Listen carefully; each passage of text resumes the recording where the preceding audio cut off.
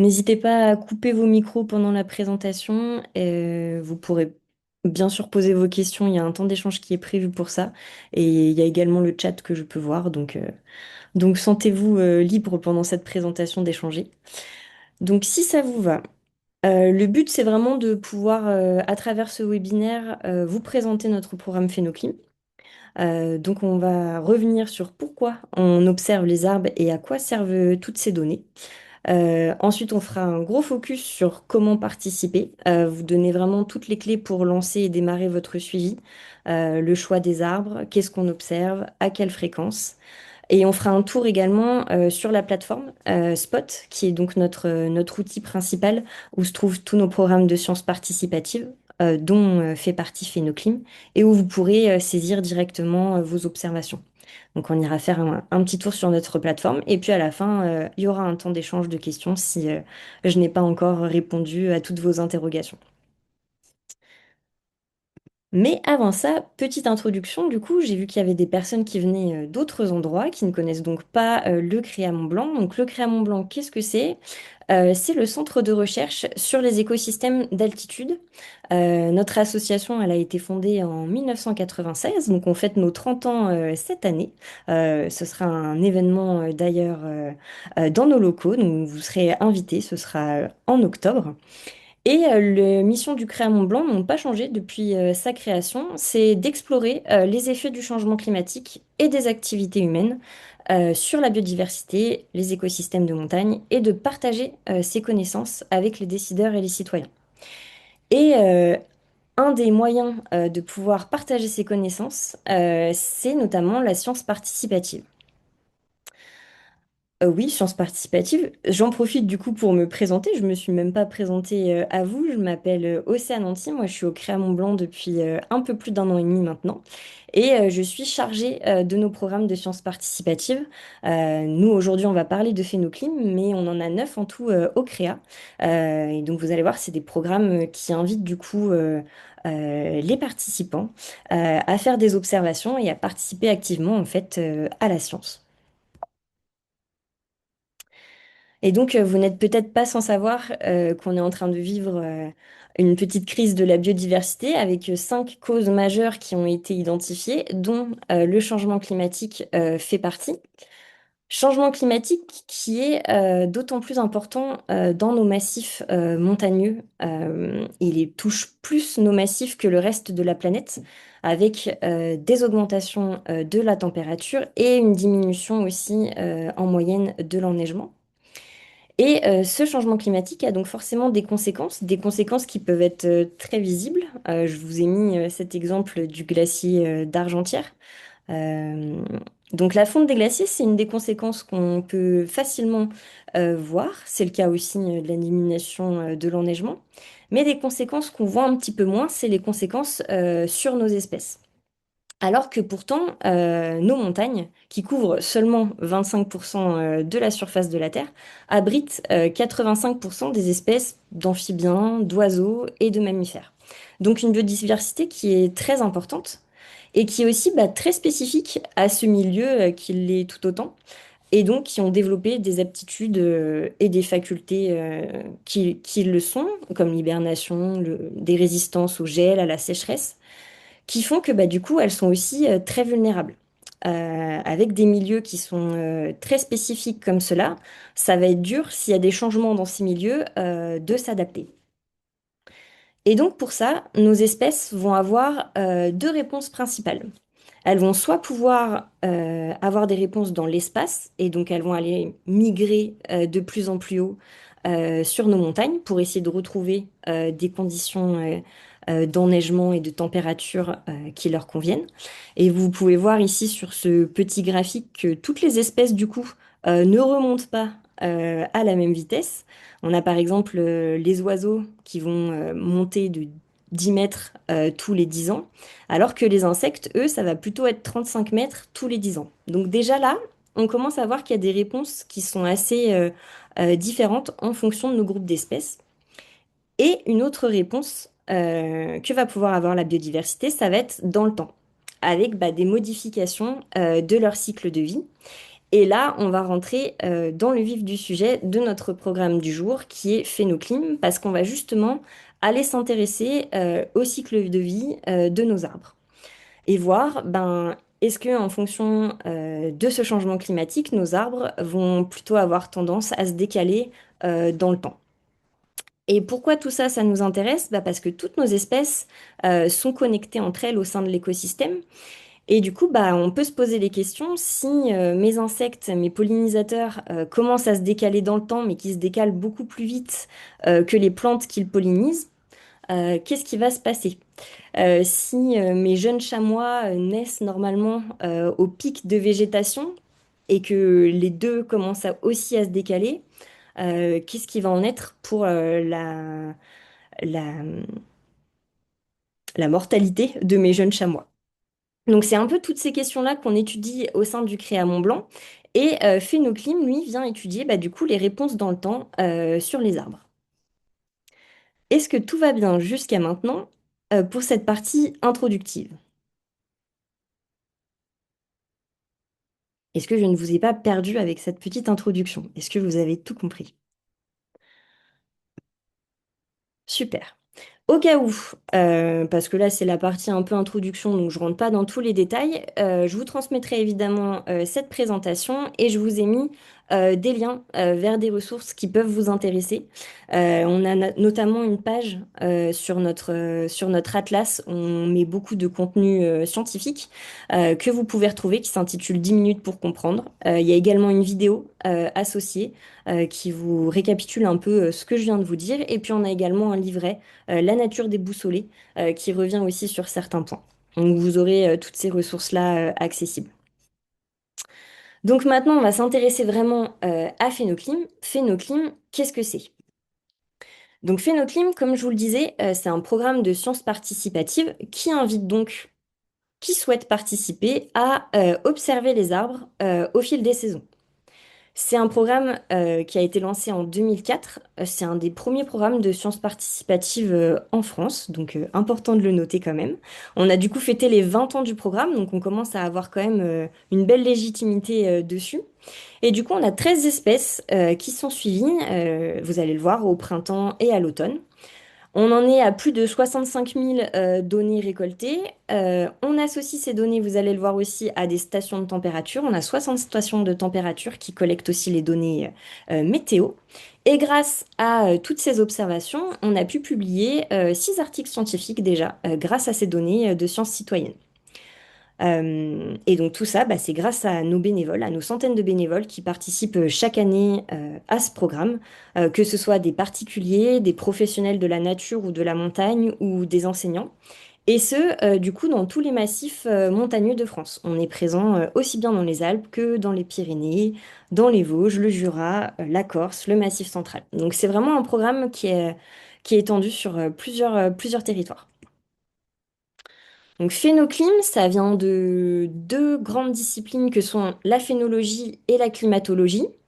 La phénologie, du coup, c'est la science qui va étudier les phénomènes périodiques chez les végétaux et chez les animaux. Chez les végétaux, on va y revenir plus en détail pour phénoclim. Chez les animaux, par exemple, c'est la migration. Et la climatologie, c'est l'étude des phénomènes climatiques et météorologiques. Et donc, du coup, phénoclim va venir associer ces données sur les cycles des végétaux à des données climatiques dans le but de comprendre et de pouvoir prédire la réponse des arbres au changement climatique. Donc, comme je vous le disais, on est à un peu plus de 65 000 données récoltées depuis le lancement du programme. Mais comme vous pouvez le voir, la participation, elle augmente, elle redescend, elle augmente, elle redescend. Là, on est d'ailleurs un petit peu dans le creux de la vague et c'est pour ça qu'on a toujours besoin de recruter, de fidéliser nos observateurs autour de ce programme-là, parce que ça nous permet de maintenir un certain niveau de données pour pouvoir continuer les analyses. En plus de ça, comme on est sur des questions d'impact du changement climatique, on a besoin de longues séries de données. Là, on en est à 20 ans, donc pour l'instant, on parle surtout de tendance, et il faut qu'on attende 30 ans pour parler réellement de décalage. Donc c'est vraiment important de pouvoir maintenir l'effort collectif sur la récolte des données. Donc ces données sur nos arbres sont associées à nos données de station de température. Vous en avez un exemple ici, qui, elle, récolte environ 8 millions de données de température chaque année. Elle mesure en fait toutes les 15 minutes la température à quatre hauteurs différentes. Et toutes ces données sont également accessibles au lien suivant si ça vous intéresse de voir où sont nos stations ou que vous souhaitez travailler sur des données de température. Tout est accessible directement aussi sur la plateforme. Donc l'objectif de tout ça, je l'ai un petit peu répété, donc je pense que vous l'avez compris, c'est vraiment de mieux comprendre les réponses de la biodiversité face au changement climatique. Nous, depuis le début du programme, on calcule un indice de printemps qui nous renseigne sur le caractère précoce ou tardif de la saison en cours. On a également, comme je vous le disais aussi, publié 6 articles scientifiques grâce aux données récoltées. Donc quand on me demande est-ce que ces données servent vraiment pour la science, la réponse est oui. D'ailleurs, le dernier est sorti fin d'année dernière et c'était sur les anomalies phénologiques. On constate aussi de plus en plus des floraisons, par exemple, en automne ou des doubles floraisons. Et donc c'était un article sur ces anomalies-là.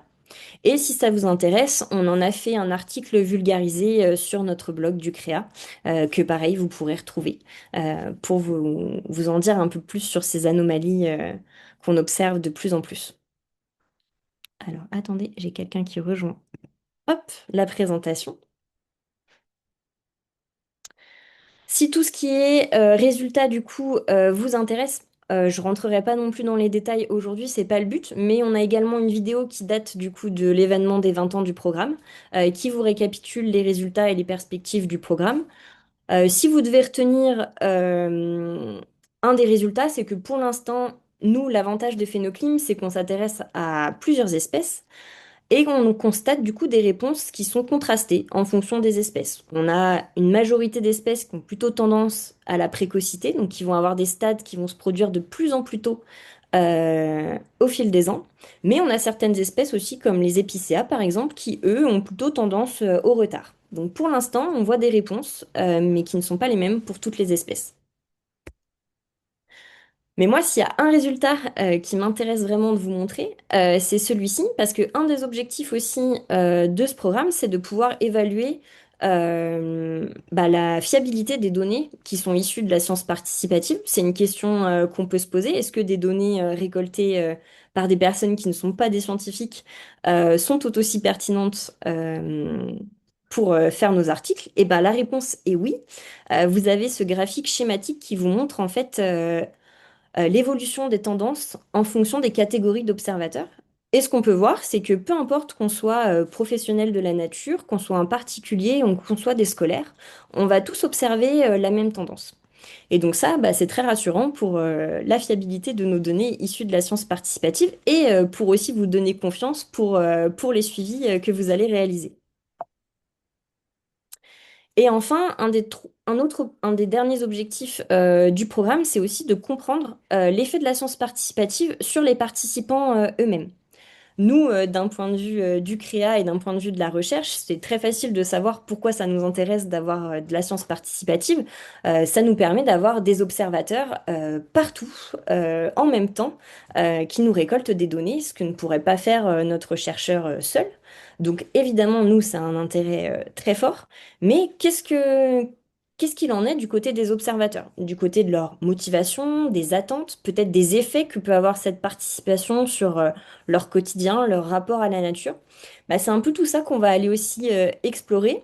Et du coup, je vous invite, si vous êtes nouveau ou nouvelle, à vous lancer dans Phénoclim cette année.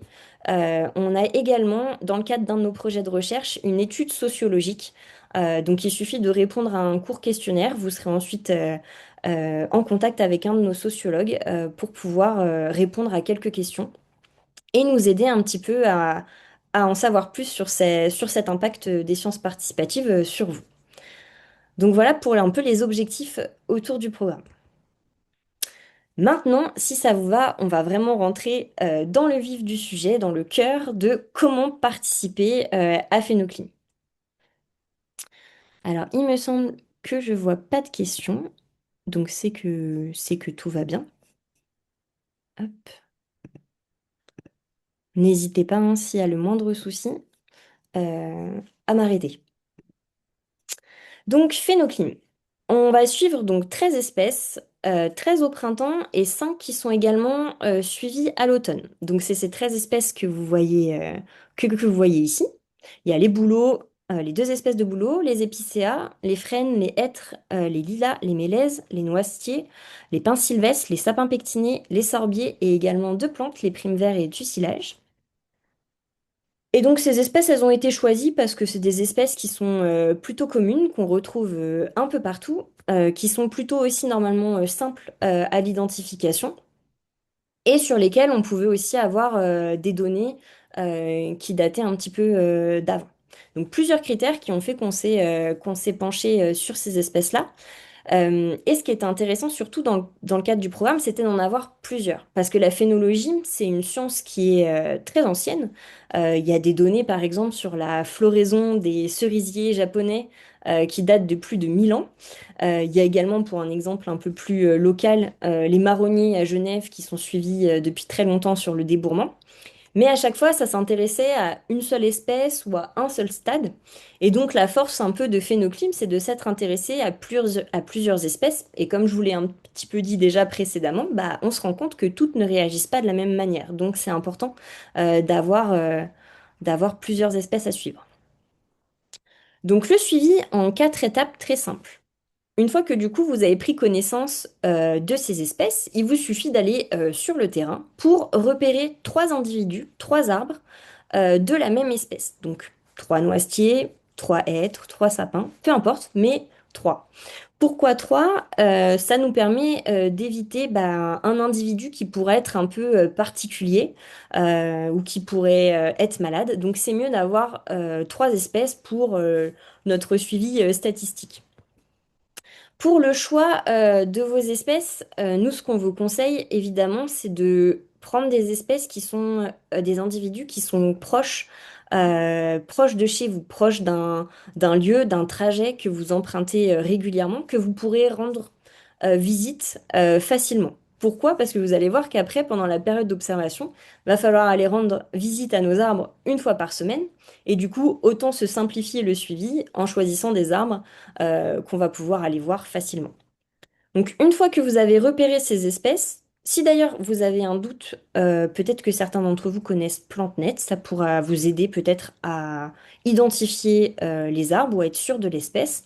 Sinon, vous allez voir aussi qu'on a quelques ressources à disposition pour vous aider dans l'identification des arbres. Une fois que vous avez repéré vos 3 espèces, vous allez voir sur la plateforme, on va les enregistrer directement sur la plateforme. On ajoute les arbres, on les positionne sur la carte, ils sont ajoutés. Ensuite, il vous suffit simplement, pendant la période d'observation, qu'on vous aide aussi à déterminer, d'aller observer vos arbres une fois par semaine. Vous saisissez les données directement depuis la plateforme. Ça prend environ 5 minutes par arbre par semaine et vous participez à Phénoclim. C'est aussi simple que ça. Donc, on repère nos arbres, on en repère 3 de la même espèce, on les enregistre, on leur rend visite une fois par semaine pendant la période d'observation pour ne pas rater les stades, et ensuite on saisit notre donnée. Qu'est-ce qu'on regarde exactement quand je vous parle des stades? Donc, la phénologie de l'arbre, il y a plusieurs stades qu'on va suivre. Il va y avoir déjà le débourrement. Donc, le débourrement, c'est simplement l'ouverture des bourgeons. C'est nous, ce qui nous intéresse, c'est la date du début de l'événement. Donc, c'est une date qui correspond à environ 10%. Et c'est cette date-là ce chiffre-là qui nous intéresse particulièrement. C'est vraiment la date à laquelle on atteint les 10% de bourgeons sur l'ensemble de notre arbre qui vont commencer à s'ouvrir. Et on fait ensuite la même chose pour la feuillaison. Donc, la date à laquelle on a environ 10% des feuilles de notre arbre qui se sont bien étalées. La même chose pour les fleurs. 10% des fleurs qui sont épanouies, donc qui libèrent le pollen.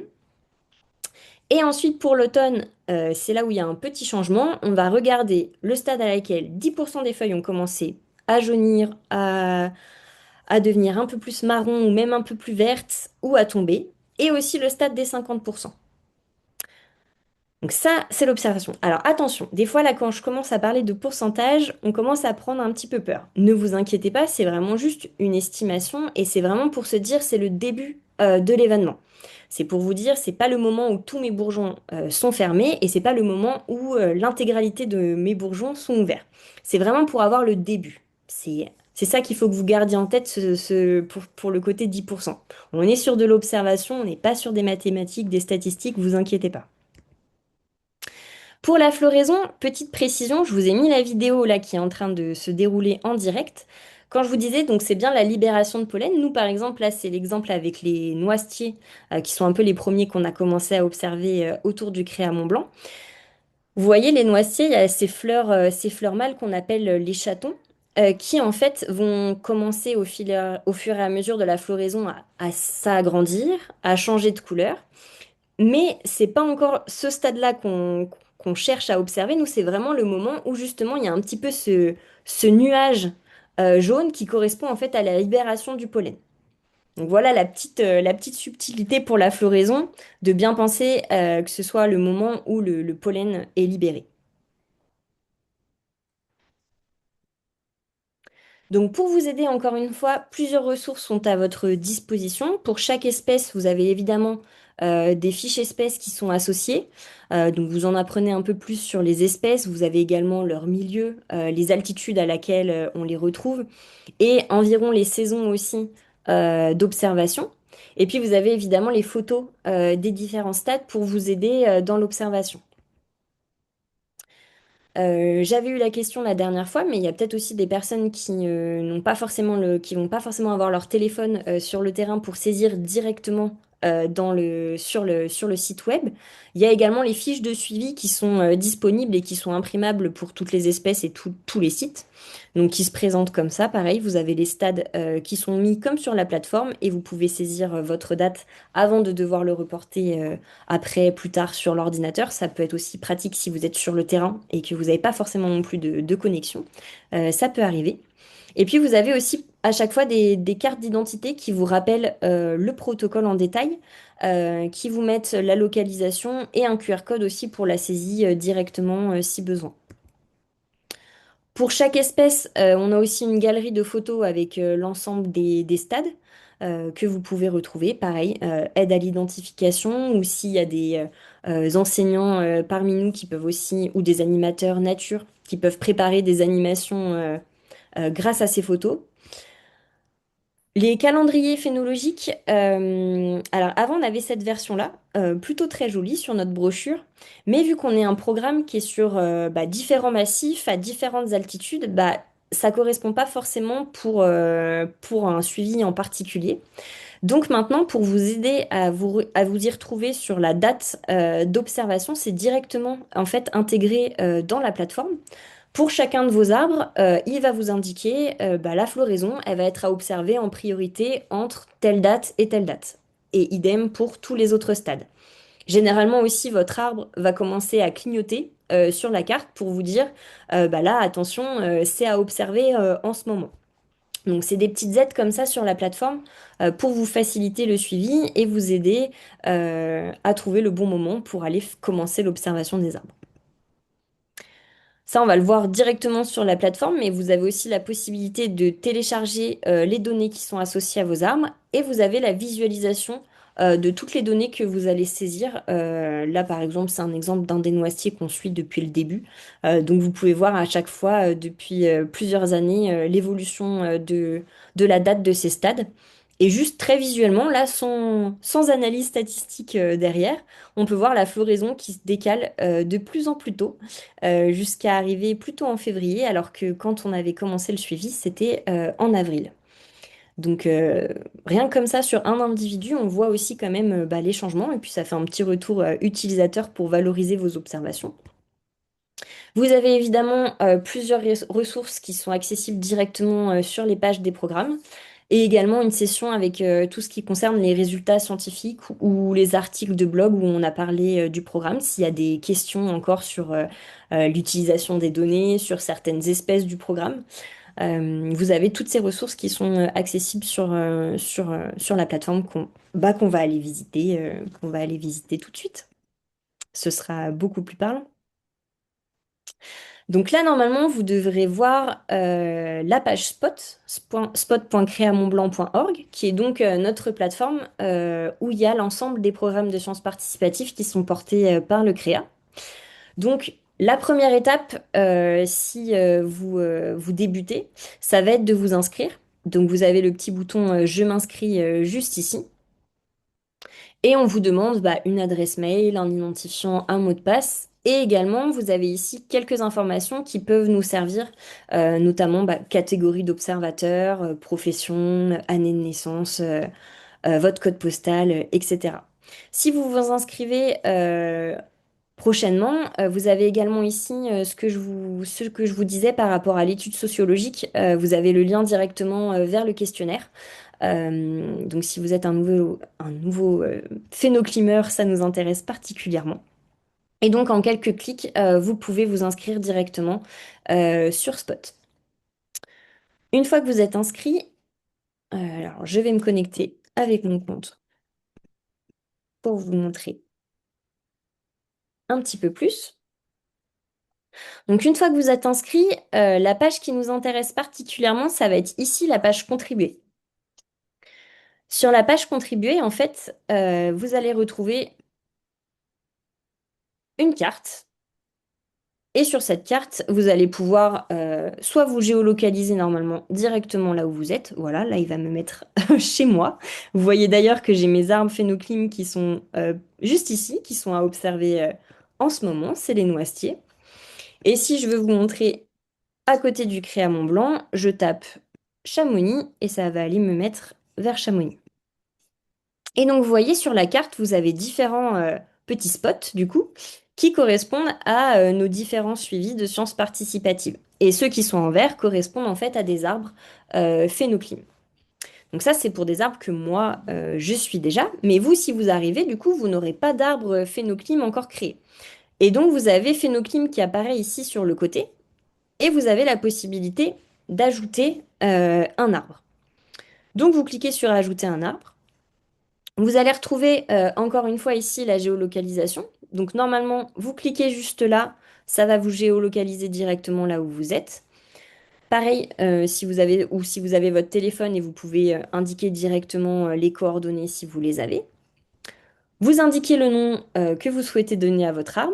Alors, soit vous faites le grand classique des observateurs phénoclim et vous les appelez Noisetier 1, Noisetier 2, Noisetier 3, soit vous êtes un peu plus originaux et j'aurai plaisir à lire vos noms d'arbres dans la base de données. Ensuite, vous nous indiquez quelle espèce. Donc là, je vous ai dit un noisetier par exemple. On va l'appeler simplement pour le coup. Noisetier 1, je l'indique mon noisetier. On vous demande également si vous pouvez compléter avec la circonférence de l'arbre. Donc c'est mesurer le tour de l'arbre à environ 1,30 m de hauteur. Ça peut nous aider pour certaines analyses et également l'ombrage. Est-ce que voilà votre arbre est plutôt bien éclairé ou est-ce qu'il est plutôt caché par d'autres arbres ou d'autres bâtiments. Et ensuite, vous avez plus... Ah non, je vous conseille aussi d'ajouter des photos. Ça peut être utile pour si vous faites le suivi peut-être à plusieurs, si vous arrivez à faire le suivi avec d'autres personnes, ou juste pour vous repérer au début quand vous venez juste de les ajouter. Et ensuite, du coup, vous n'avez plus qu'à créer votre arbre. Une fois du coup que vous validez, vous aurez un petit spot comme ça qui apparaît en vert. Hop, on va aller voir un des noisetiers que je suis en ce moment et que je vous ai mis dans la présentation. Et donc, vous aurez un petit spot comme ça qui se présente comme ceci. Vous aurez les cartes d'identité du spot ou la fiche de suivi imprimable dont je vous parlais tout à l'heure, qui peut vous être utile si vous n'avez pas le site sur votre téléphone. Et puis, vous avez ici ce que je vous disais aussi, toutes les observations qui ont été faites depuis le début sur cet arbre, qu'on voit de manière euh, assez schématique. Vous avez les étapes d'observation qui vous sont rappelées et la fiche d'espèce si besoin. Et donc vous voyez ici, il vous dit qu'on est en période prioritaire pour les noisetiers, que cet arbre est bien à observer en ce moment, que c'est le bon moment, et donc je peux ajouter une observation. Donc je clique, Quand vous ajoutez une observation, il y aura toujours la date du jour qui va être indiquée. Et vous allez voir que ça peut être important pour la suite, donc on va y revenir. La date du jour qui est indiquée, la personne qui fait l'observation. Également, si vous faites l'observation à plusieurs et qu'il y a plusieurs comptes, vous pouvez indiquer. Si par exemple je fais l'observation avec ma collègue Ninon, voilà, il va me trouver Ninon et je peux indiquer que Ninon fait l'observation avec moi. Et là, vous voyez, par exemple, la floraison, je ne peux plus la saisir parce qu'on l'a déjà validée pour cet arbre-là cette année. Mais par contre, je peux commencer à regarder pour le débourrement et la feuillaison. Je suis dans la bonne période d'observation. Donc le débourrement, à chaque fois, vous avez les images des différents stades qui vous sont rappelés pour regarder, pour que vous aider à savoir quoi regarder. Donc là, les bourgeons vous montrent, est-ce que les bourgeons sont plutôt encore tous fermés et ressemblent à ça? Ou est-ce qu'on commence à avoir des bourgeons qui s'ouvrent avec les feuilles qui apparaissent? Et donc on serait plutôt sur ce stade-là. Et donc encore une fois, nous, ce qu'on cherche à regarder, c'est vraiment cette donnée-là, où on a environ 10% des bourgeons de notre arbre qui ont commencé à s'ouvrir. Et pourquoi je vous disais que la date, c'était important? Parce que nous, du coup, ce qu'on conseille, c'est de faire le suivi toutes les semaines. Et il se peut que, par exemple, je sois passée mardi dernier, mais que mardi dernier, tous mes bourgeons étaient encore fermés. Donc, j'avais saisi ce stade-là. Mais là, je suis passée ce mardi, et quand je passe ce mardi, mes bourgeons, il y a au moins la moitié des bourgeons de mon arbre qui sont ouverts. Et là, on pourrait être tenté de se dire, bah, trop tard. J'ai passé le stade clé des 10%. Et non, parce que vu qu'on est passé la semaine dernière, on peut facilement estimer que le stade des 10%, bah, du coup, c'était peut-être plutôt jeudi. Et donc, du coup, on peut revenir ici et se dire que bah, je vais mettre plutôt que le 10% c'était jeudi, et donc je peux bien saisir mon observation des 10%. Ce qu'il faut que vous compreniez, c'est que c'est vraiment ce stade-là qui nous intéresse, nous, pour les analyses. Le stade où tout est encore fermé, ou trop tard, tout est déjà ouvert, on va pas pouvoir s'en servir pour les analyses. Donc c'est pour ça qu'il faut être bien régulier sur le suivi et passer toutes les semaines quand c'est la bonne période, parce que comme ça, on est sûr de ne pas rater ce stade-là qui est essentiel. Donc une fois qu'on a saisi notre donnée, tous les bourgeons sont fermés par exemple, j'enregistre l'observation et c'est terminé. J'ai saisi mon observation du jour. Est-ce que c'est clair? Si jamais, on m'a aussi demandé la dernière fois, donc j'en profite, dans donc, votre onglet Observation, vous avez également ici donc, toutes vos observations précédentes. Vous pouvez ici très bien modifier votre observation ou supprimer votre observation si par exemple vous avez fait une erreur dans la saisie ou si bah, vous avez justement besoin de changer la date, de revenir quelques jours en arrière pour saisir les fameux 10%. Donc voilà, vous avez comment ajouter un arbre, comment saisir une observation sur votre arbre, comment modifier ou supprimer une observation, comment retrouver les données que vous avez déjà saisies. D'ailleurs, c'est ici que vous pouvez télécharger vos observations. Ça va vous faire un fichier Excel avec toutes les observations précédentes. Et bah, je pense que pour Spot, on est pas mal. Et donc, vous voyez, tous les petits points verts, c'est des arbres phénoclines qui sont suivis du coup autour du Créa Mont-Blanc. Donc, vous voyez, notre observatoire, il est juste là. Nos arbres, ils sont vraiment autour. Ce qui est très pratique du coup pour continuer le suivi. Est-ce que à ce stade-là, il y a des questions? Maintenant, ah oui, je vois que effectivement, il y a eu des questions peut-être sur le chat que j'ai raté. Alors, quelle distance entre les trois arbres? Oui, effectivement, on essaye de garder une zone d'environ 500 mètres entre chaque arbre maximum. Faut quand même que ce soit dans une zone assez proche, mais pas. Faites attention à ne pas prendre deux arbres collés non plus, pour pas que ce soit un rejet de l'arbre d'à côté. Donc, gardez une distance de 10 mètres minimum entre les arbres et sur une zone de 500 mètres environ. Oui, la question de la taille aussi, intéressant. Non, on essaye de garder des arbres effectivement sans intervention de l'homme parce que ça peut modifier les réponses de l'arbre. Et les jeunes, effectivement, on évite aussi les jeunes arbres et les arbres taillés. Par contre, essayez, oui, si c'est possible, d'avoir des arbres avec des branches accessibles. Alors, c'est facile pour certaines espèces, enfin, c'est plus facile pour certaines espèces, plus compliqué pour d'autres, je l'accorde, mais effectivement, ça peut faciliter l'observation. Si c'est des arbres qui sont trop grands, va falloir prendre une paire de jumelles, ça pourrait être bien utile. L'objectif temporel, alors ça, j'ai envie de dire le plus long, le mieux. Plus vous restez dans le programme, mieux ce sera pour l'analyse des données. On sait qu'en fonction des catégories d'observateurs, tout le monde ne reste pas le même temps dans nos programmes. Par exemple, les professionnels de la nature, vu que c'est dans le cadre de leur suivi, de leur métier, on sait que c'est des observateurs qui vont rester très longtemps en moyenne dans nos programmes, entre 5 7 ans. Les scolaires, on a plus de mal, par exemple, à garder des scolaires longtemps. C'est plutôt 2 ans en moyenne les suivis. Et les particuliers, bah, c'est très variable. On a des particuliers qui participent depuis toujours au programme, et puis il y en a qui vont participer une année. Et ensuite qu'on ne va plus revoir. Donc j'ai envie de vous dire au mieux, si vous restez le plus longtemps possible, ce sera mieux pour la suite. La couverture géographique, donc non, on n'est pas que dans les Alpes, on est vraiment dans tous les massifs montagneux. Alpes du Nord, Alpes du Sud évidemment, mais Pyrénées, Massif central, Vosges, Jura, Corse. Du moment qu'il y a de la montagne, il peut y avoir phénoclim. Et oui, pas de souci, s'il y a des problèmes de connexion, vous inquiétez pas, du coup c'est enregistré. Vous aurez le replay et également la présentation pour pouvoir retrouver les ressources et vous aider à revoir et à répondre à toutes vos questions. Voilà pour la partie spot. Et je crois qu'ensuite, j'étais sur une... Ah non, ça va me ramener sur spot si je fais ça. Hop.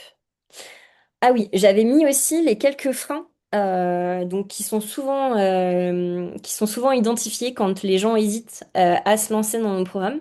Donc il y a le fameux bah, je ne sais pas par où commencer. Donc déjà, j'espère que grâce à ce webinaire, vous en savez un peu plus et c'est beaucoup plus simple pour vous de savoir par où commencer. Donc, vous inscrire sur Spot, première étape si ce n'est pas déjà fait. Explorer la page Phénoclim pour découvrir ou redécouvrir les 13 espèces qui sont à suivre dans le cadre du programme. Vous familiariser avec le protocole d'observation. Allez repérer du coup 3 arbres proches de chez vous que vous pourrez ensuite ajouter sur la plateforme dans la page contribuer. Et puis bah, commencer vos premières observations et saisir vos données. Voilà le parcours, le parcours classique pour commencer votre suivi. Un autre frein, donc comme je vous le disais, ça peut vraiment être la peur de se tromper. Je ne suis pas un expert. Tout de suite, quand on parle de science, on peut avoir peur de fausser les résultats scientifiques, quoi que ce soit. Pas du tout. N'oubliez pas que ce sont des programmes de sciences participatives, donc ça a été pensé ça a été pensé pour des personnes qui ne sont pas des expertes, qui ne sont pas des botanistes. Donc vraiment pas de souci. En plus de ça, on vous a montré qu'avec l'analyse des données, peu importe les personnes qui observent, on observe tous la même tendance. Et si ça peut aussi vous rassurer, il y a aussi eu des analyses sur le fait que plus on observe et plus on s'améliore sur les observations.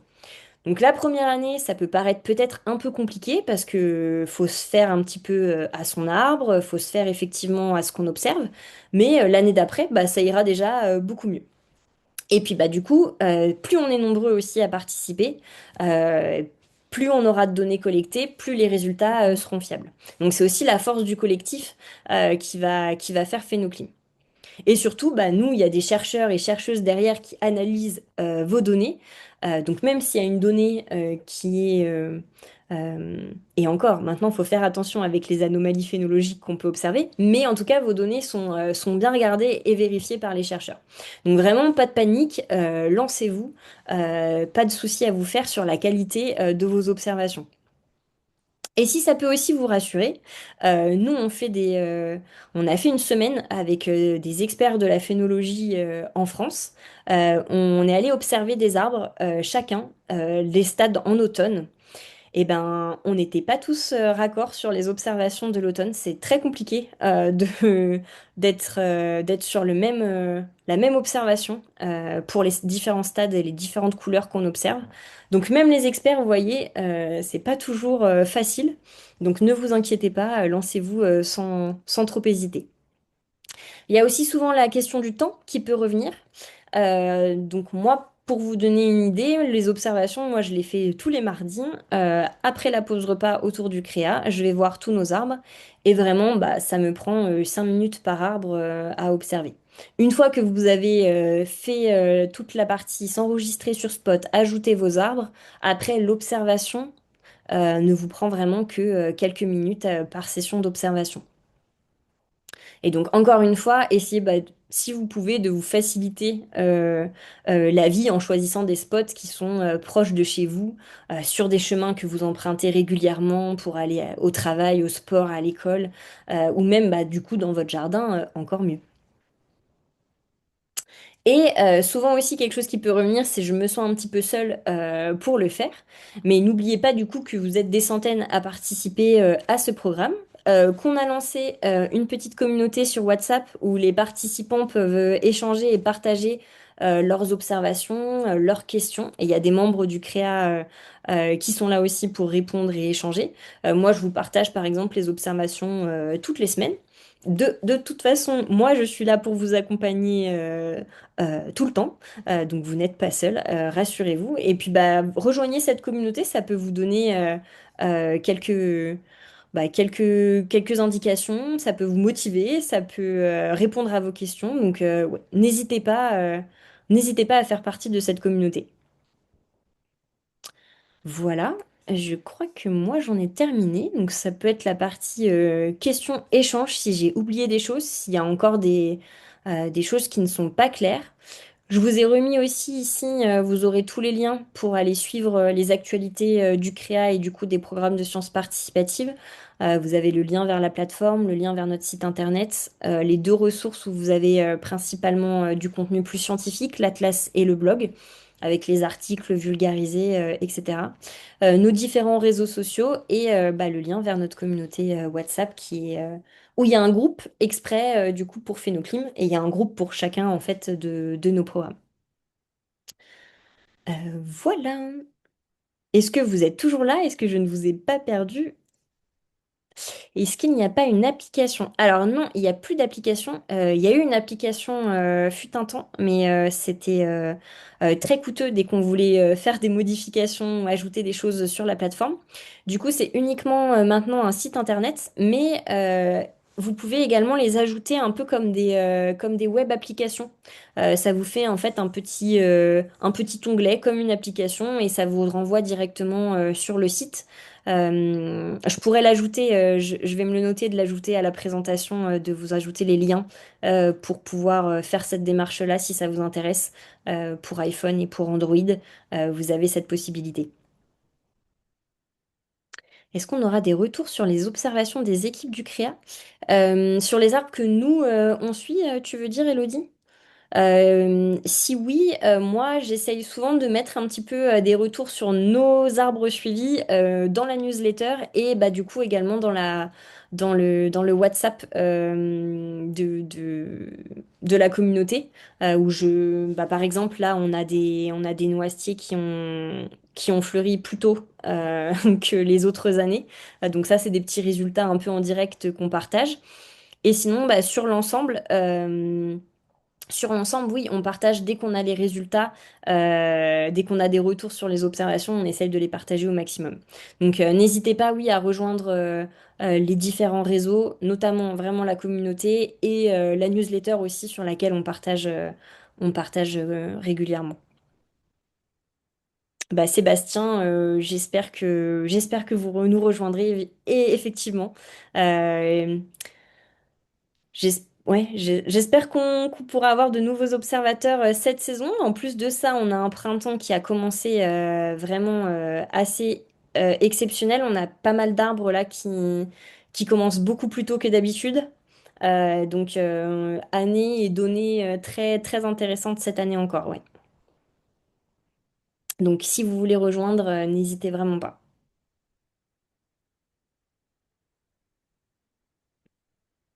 S'il y en a qui veulent prendre la parole, que je vous entende, ou s'il y a d'autres questions. Est-ce que tout était clair? Est-ce que ça vous a bien aidé? Est-ce que vous voyez encore des difficultés? Je ne suis pas en montagne, mes données vous serviront quand même. Alors, très intéressant, si vous n'êtes pas en montagne, on a un... En fait, il y a un autre programme, pareil, je le rajouterai à la présentation. Il y a un autre programme, en fait, qui fait exactement la même chose que nous, mais en plaine. Du coup, on est deux programmes cousins. On observe et on fait exactement le même suivi. Ça s'appelle l'Observatoire des saisons. Et du coup, en fonction de où vous vous trouvez, les données seront soit avec eux, soit avec nous. Mais quoi qu'il arrive, de toute façon, on est dans le même réseau phénologique. Donc, peu importe, les données seront dans la même base de données ensuite. Oui, la montagne commence à quelle altitude? Souvent, on donne un peu la limite du 200 mètres. Mais encore une fois, ça va dépendre vraiment de votre localisation. Le plus simple, si vous avez un doute, c'est de m'envoyer un petit message et on regardera ensemble. Normalement, ça va être une nouveauté qui va être bientôt ajoutée, mais il y aura dès l'inscription, en fait, quand vous renseignerez votre code postal. Il vous indiquera directement, bah, du coup, si vous êtes plutôt phénoclim ou si vous êtes plutôt observatoire des saisons. Ah oui, à 1100, il n'y a pas trop de doute, Annette. Vous serez du côté de phénoclim. Et j'ai oublié, oui, je peux peut-être aussi préciser ce détail. J'y repense parce qu'on a eu la question au dernier webinaire. Et c'est une question qui peut se poser surtout au niveau des scolaires. Des fois, par exemple, si on part en vacances, quand il y a les vacances scolaires, ou si on rate du coup le stade clé. Par exemple, on a raté 3 semaines d'observation. Qu'est-ce qui se passe?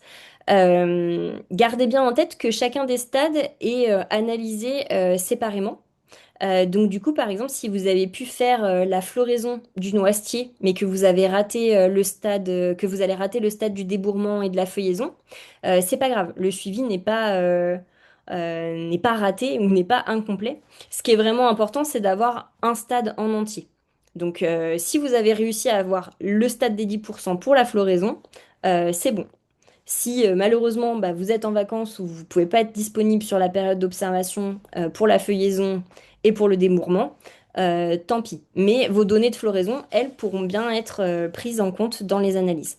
Donc même si des fois il peut y avoir des périodes où vous n'êtes pas là, ça ne fait pas rater totalement le suivi. Par contre, attention, gardez bien vraiment l'habitude d'y aller une fois par semaine. Si vous êtes absent 2 semaines, n'essayez pas de vous dire bah, la floraison a dû avoir lieu il y a environ 10 jours si vous n'avez pas pu faire le suivi en continu.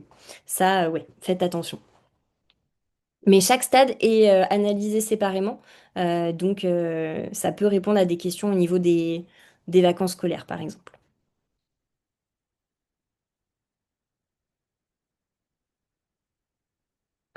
Alors oui, on fait des journées sur le terrain.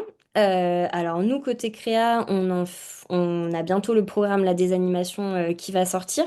Moi, très simplement, pendant tout le mois d'avril-mai, je vais en fait faire les observations que je fais quotidiennement autour du Créa Mont Blanc, mais elles vont être ouvertes pour que des gens puissent venir y assister. On aura également 2 journées vraiment sur le terrain, un peu plus loin du côté de Valorcine, qui vont être autour de nos programmes de sciences participatives, dont Phénoclim. Et ensuite, en fonction de où vous êtes, il y a des relais qui sont identifiés, qui proposent également des journées et des formations sur le terrain. Donc, en fonction de où vous êtes, je peux aussi vous rediriger vers vos relais locaux qui, eux, bah, diffusent aussi le programme. C'est Annette, je crois, qui en parlait au tout début, qui disait qu'elle était là grâce à Forêt Alpine, Lucie de Forêt Alpine, qui est donc une de nos relais, par exemple, dans les Alpes du Sud et qui, je le sais, fait pas mal d'animations autour du programme. Donc ça peut être un moyen, effectivement, de se rassurer, de se faire la main et de tester le protocole en direct avec nous.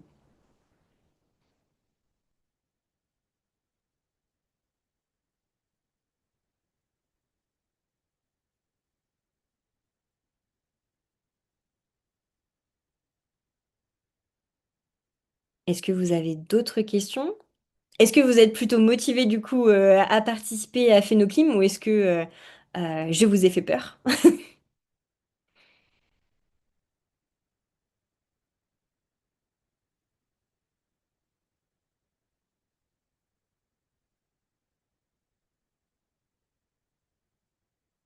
Je pense que du coup, si je n'ai pas de d'autres retours, c'est que ça devrait aller. Il faut juste trouver les bons arbres. Oui, c'est ça. Il faut bien trouver les bons arbres et surtout vraiment des arbres qui seront faciles pour vous d'aller observer. C'est vraiment ça le plus important. Euh, Moi, par exemple, en personnel, j'ai aussi des arbres du coup qui sont suivis autour de chez moi. Ils sont vraiment à 5 minutes à pied sur une balade que j'effectue, j'en suis sûre, toutes les semaines. Et donc comme ça, je suis sûre d'aller voir mes arbres. N'essayez pas, par exemple, d'aller prendre des arbres à haute altitude qui seront beaucoup plus durs à aller observer ou que vous savez que vous ne pourrez pas être présent pendant toute la période d'observation.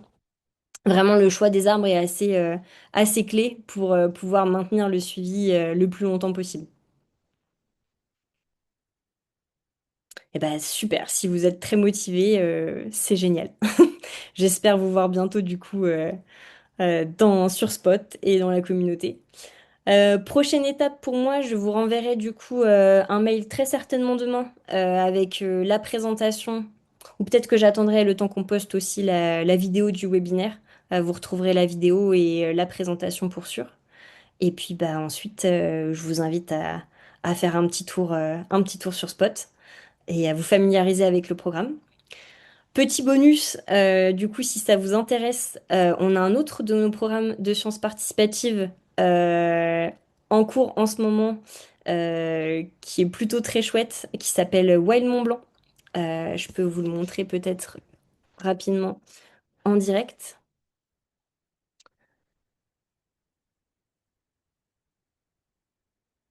C'est on va dire le petit bonus. Alors. Donc, Wild Mont Blanc, c'est notre programme de sciences participatives, en fait, où vous avez les photos qui sont issues de nos pièges photos. Et vous pouvez aller identifier les photos qui sont sur ces pièges photos. Alors là, c'est mal tombé, j'ai pas grand-chose. Bon, là, c'est des oiseaux. Mais si ça vous intéresse, voilà, là par exemple, vous avez un chamois. Vous pouvez participer également à ce projet-là, où vous pouvez nous aider à identifier toutes les photos qui ont été prises par nos pièges photos sur le massif du Mont Blanc et depuis cette année sur les massifs de Bauge et Beldon. Et ça fait partie d'un de nos 9 programmes de sciences participatives. Donc il y a des programmes sur le terrain, il y a des programmes en ligne, il y en a un peu pour tout le monde au CREA. Il y a des programmes plutôt faune, des programmes plutôt flore. Donc même si Phénoclim n'est peut-être pas le programme que vous pourrez réaliser, il y a d'autres programmes à découvrir aussi sur Spot.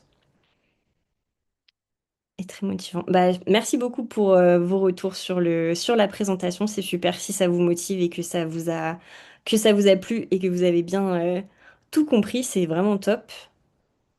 Et oui, et j'ai vu que du côté des écoles, du côté du Kera, effectivement, ça bougeait pas mal grâce à nos relais présents là-bas. Et je vois des observations d'enseignantes, c'est super. Euh, et d'ailleurs, qui partagent sur la communauté WhatsApp avec leurs observations. Donc ouais, une très belle dynamique, effectivement. Eh ben, je suis un petit peu dans le noir. Je pense que moi, j'en ai terminé. Si vous n'avez pas d'autres questions, ce webinaire va prendre fin. Je vais arrêter le partage. Et puis, bah, je vous recontacte très prochainement pour vous envoyer tout ça, toutes les informations.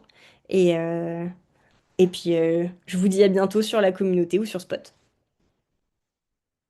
Merci en tout cas d'être venu assister à ce webinaire. Euh, Et oui, et n'hésitez pas de toute façon pour toutes vos questions. Je vous remets peut-être très rapidement, mais de toute façon, je vous renverrai un mail, mais à me contacter moi directement.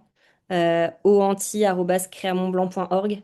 Si vous avez la moindre question, la moindre difficulté, même pour vous inscrire, ajouter votre arbre, ajouter une observation, modifier quoi que ce soit, pour voilà, toutes vos problématiques, spot ou observation, n'hésitez pas à me contacter. Je me ferai un plaisir de vous aider et de vous répondre. Il n'y a pas de problème. Merci beaucoup à tous. Et puis bah, bonne soirée et belles observations, belle saison, beau printemps à vous.